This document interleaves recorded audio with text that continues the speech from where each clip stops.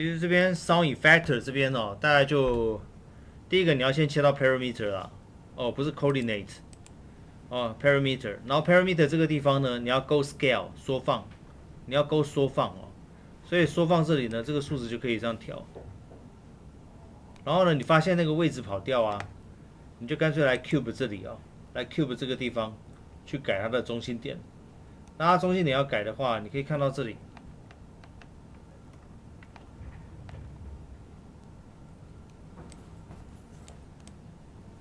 这个好像不会，这样不行哦，你要调的是这个要开哦。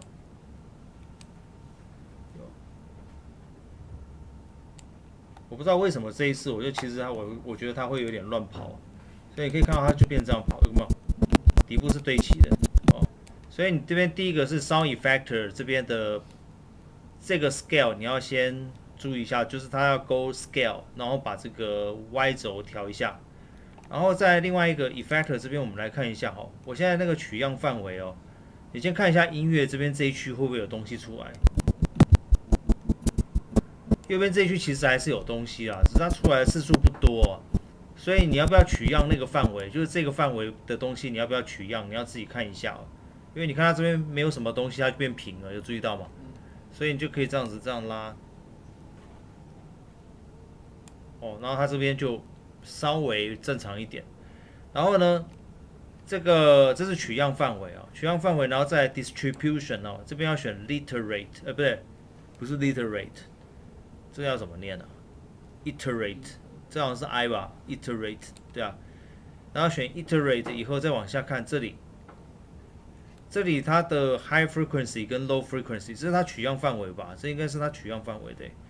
然后 high loudness 90零，这个我觉得都不太需要改，但是这个要改哦。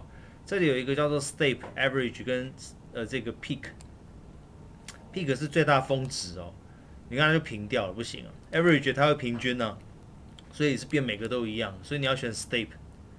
要选 step 以后，它现在不知道怎么样，它又发疯了，妈的！